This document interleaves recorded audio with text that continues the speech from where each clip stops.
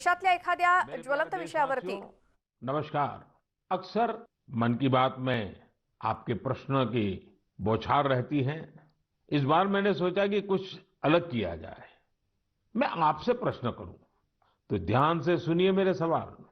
Olympic में individual gold जीतने वाला पहला भारतीय कौन था? ओलंपिक के कौन से खेल में भारत ने अब तक सबसे ज्यादा मेडल जीते हैं?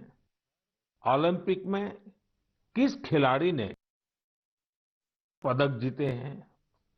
साथियों, जवाब भेजे न भेजे, पर माय गॉव में ओलंपिक्स पर जो क्विज है उसमें प्रश्नों के उत्तर देंगे तो कई सारे इनाम जीतेंगे। ऐसे बहुत सारे प्रश्न माय गॉव के रोड टू टोक्यो क्विज में है। आप रोड टू टोक्यो क्विज में भाग लें।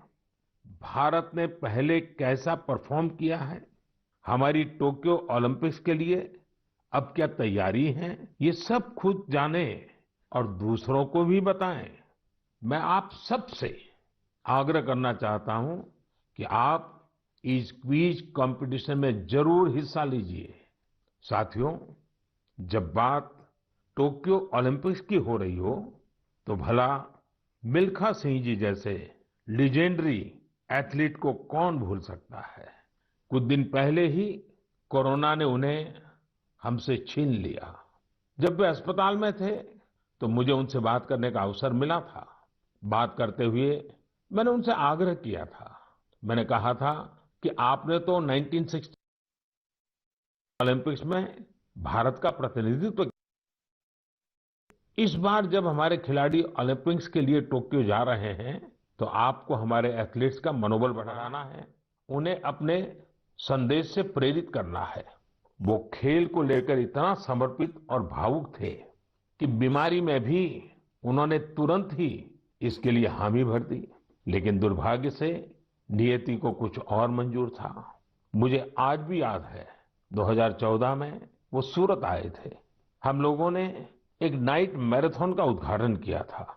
उस समय उनसे जो गपशप हुई, खेलों के बारे में जो बात हुई, उससे मुझे भी बहुत प्रेरणा मिली थी।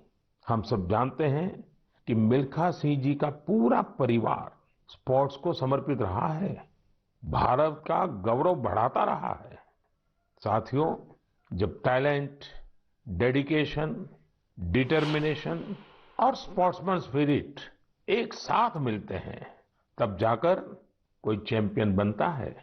हमारे देश में तो अधिकांश खिलाड़ी छोटे छोटे शहरों, कस्बों, गांवों से निकल करके आते हैं। टोक्यो जा रहे ओलंपिक दल में भी कई ऐसे खिलाड़ी शामिल हैं जिनका जीवन बहुत प्रेरित करता है। हमारे प्रवीण जाधव जी के बारे में आप सुनेंगे तो आपको भी लगेगा कि कितने कठिन संघर्षों से गुजरते हुए प्रवीण जी यहाँ पहुंचे हैं। प्रवीण जाधव जी महाराष्ट्र के सातारा जिले के एक गांव के रहने वाले हैं। वो आर्चरी के बेहतरीन खिलाड़ी हैं। उनके माता पिता मजदूरी कर परिवार चलाते हैं और अब उनका बेटा अपना पहला ओलंपिक्स खेलने टोक्यो जा रहा है। ये सिर्फ उनके माता पिता ही नहीं, हम सभी के लिए कितने गौरव की बात है। ऐसे ही एक और खिलाड़ी हैं हमारी नेहा गोयल जी। नेहा टोक्यो जा रही महिला हॉकी टीम की सदस्य हैं। उनकी माँ और बहनें साइकिल की फैक्ट्री में काम करके परिवार का खर्च जुटाती हैं।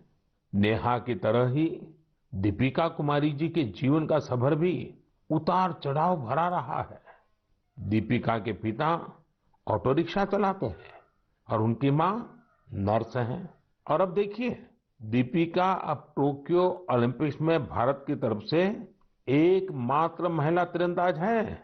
कभी विश्व की नंबर 1 तीरंदाज रही दीपिका के साथ हम सबकी शुभकामना है। साथियों, जीवन में हम जहां भी पहुंचते हैं, जितनी भी ऊंचाई प्राप्त करते हैं, जमीन से ये जुड़ाव हमेशा हमें अपनी जड़ों से बांधे रखता है। संघर्ष के दिनों के बाद मिली सफलता का आनंद भी कुछ और ही होता है। टोक्यो जा रहे हमारे खिलाड़ियों ने बचपन में साधनों संसाधनों की हर कमी का सामना किया, लेकिन वो डटे रहे, जुटे रहे। उत्तर प्रदेश के मुजफ्फरनगर की प्रियंका गोस्वामी जी का जीवन भी बहुत सीख देता है। प्रियंका के पिता बस कंडक्टर है। बचपन में प्रियंका को वो बैग बहुत पसंद था जो मेडल पाने वाली खिलाड़ियों को मिलता है। इसी आकर्षण में उन्होंने पहली बार रेस वॉकिंग प्रतियोगिता में हिस्सा लिया था।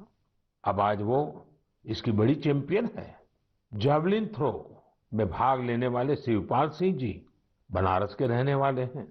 शिवपाल जी का तो पूरा परिवार ही इस खेल से जुड़ा हुआ है। इनके पिता, चाचा और भाई सभी भाला फेंकने में एक्सपर्ट हैं। परिवार की यही परंपरा उनके लिए टोक्यो ओलंपिक्स में काम आने वाली है। टोक्यो ओलंपिक के लिए जा रहे हैं चिराग शेट्टी और उनके पार्टनर सात्विक साईराज का हौसला भी प्रेरित करने वाला है। हाल ही में चिराग के नाना जी का कोरोना से निधन हो गया था। सात्विक भी खुद पिछले साल कोरोना पॉजिटिव हो गए थे, लेकिन इन मुश्किलों के